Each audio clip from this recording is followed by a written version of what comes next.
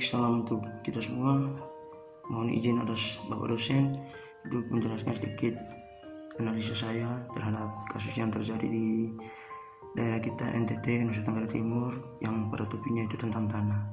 Sebelumnya saya akan memperkenalkan diri saya atas nama Redentus Natalis Jelahut, NIM 1900-165. Oke, di sini yang saya ingin angkat pembahasan berdasarkan penjelasan dari Bapak Jonathan Hans yang berdasarkan video yang sudah saya nonton tadi itu. Dari sekian banyak penjelasan kasus-kasus yang terjadi di Nusa Tenggara Timur, dari beberapanya saya juga sedikit menganalisis beberapa bagian. Yang pertama itu tentang peranan pemerintah terhadap daerah.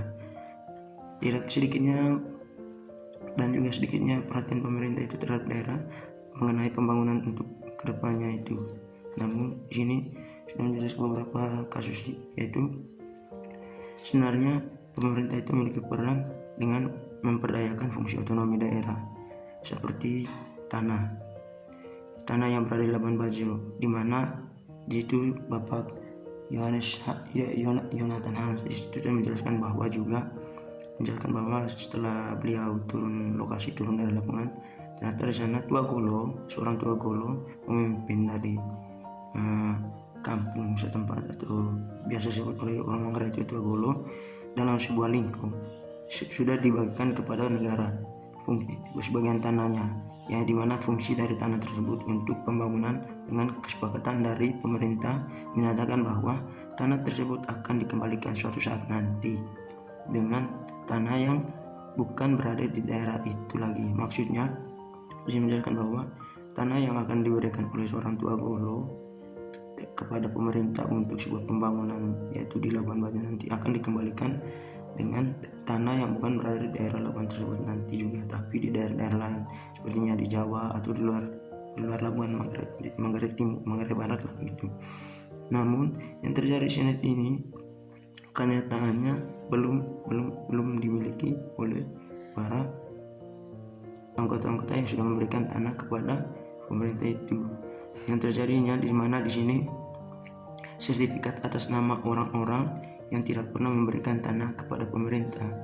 Jadi maksudnya di sini nyataannya tanah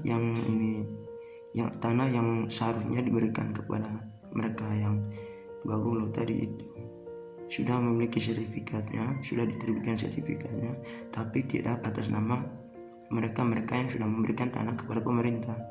Namun sertifikat tersebut diatasnamakan oleh para oknum-oknum yang dijelaskan tadi itu bagian juga penyebab dari mafia itu. Yang kemudian sini juga menjelaskan tadi bahwa menjelaskan Bapak Jonathan itu sebenarnya secara makro tanah pariwisata itu seharusnya merupakan pendapatan yang terbesar bila difungsikan dengan baik, ya, itu dijelaskan, di mana itu dapat meningkatkan pertumbuhan ekonomi. Apalagi kan kita tahu bahwa Labuan Bajo ini kan ini daerah yang strategisnya sangat bagus sekali untuk menjadikan tempat wisata, karena sudah dikunjungi oleh berbagai penduduk dari warga asing. Juga di sini kasus tadi juga dijelaskan oleh Bapak Jonathan tadi mengenai bahwa tanah yang di Labuan Bajo sekarang kan banyak kasus karena dimiliki oleh warga asing, banyak juga dimiliki oleh warga asing walaupun tidak semua, tapi diatasnamakan masyarakat sipil atau masyarakat lokal. Seharusnya pemerintah itu mensosialisasi, tidak mendukung atau mengikut arus dari warga asing itu. Seharusnya posisi pemerintah itu, saran dari saya, harusnya mensosialisasi kepada masyarakat sipil atau masyarakat lokal bahwa fungsi tanah, apalagi daerah-daerah yang sangat memiliki potensi ekonomi yang tinggi seperti yang di Labuan Bajo itu, fungsi pemerintah itu menjelaskan kepada masyarakat bahwa tanah itu tidak boleh diperjualbelikan, tapi kalau di masa kontrakan boleh. Itu contohnya, misalkan ada pemerintah yang ingin membeli tanah kepada pemerintah, bukan pemerintah maksudnya warga asing ingin membeli tanah, walaupun itu orang Indonesia sendiri ataupun dari pusat, dari Jakarta atau dari luar negeri, tidak diperbolehkan untuk dijualkan kepada mereka.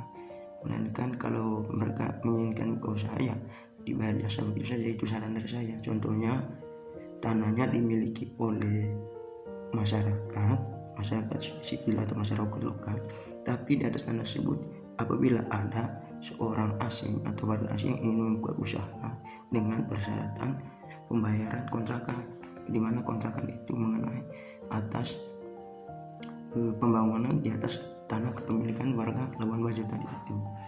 Ini mungkin ini panjang atau berbelit-belit, mohon maaf saya sedikit kurang public speakingnya, tapi saya harap teman-teman dan bapak dosen mengerti apa yang saya maksud. Dan juga di sini ada kasus tadi mengenai para calo dan juga para guide. Jadi mereka bisa juga digolongkan sebagai para, ya ini mungkin saja walaupun ini tidak sesuai dengan realita ya ternyata yang saya ketahui, tapi kan kita tidak tahu sebab kita tidak tahu bagaimana para calo, para guide juga ini memperhubungkan antara orang-orang asing yang ini berbeda bahasa dengan masyarakat sipil. Mungkin saja mereka memenahi dan juga mempengaruhi masyarakat lokal sehingga mereka yang dari orang kampung ini mudah terpengaruh karena mereka punya SDM rendah kan.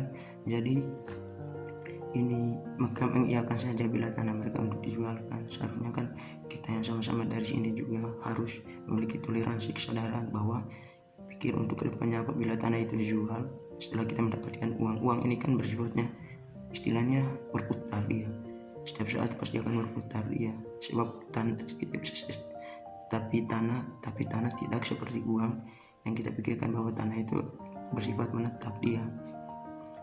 Uang kan kalau misalkan kita sudah memiliki uang, terima uangnya, uang itu akan kita belanja sedikit demi sedikit, nanti akan habis. Sedangkan tanah tidak.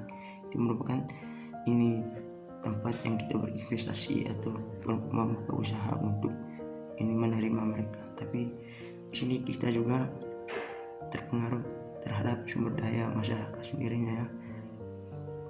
Ini saya tidak menyalahkan kepada atau berpihak kepada pemerintah, berpihak kepada masyarakat, tapi ini merupakan celah yang terbaik untuk kita yang mohon maaf, kita yang masih di bangku kuliah atau kita yang status berpendidikan, untuk membuka pikiran para warga untuk kedepannya bila memiliki tanah sebaiknya jangan dijual gitu. Oke. Dan juga masih ada banyak kasus yang dijelaskan oleh Bapak Jonathan tadi, tapi itu hanya beberapa sebagian yang saya analisis dari sekian banyak kasus. Terima kasih.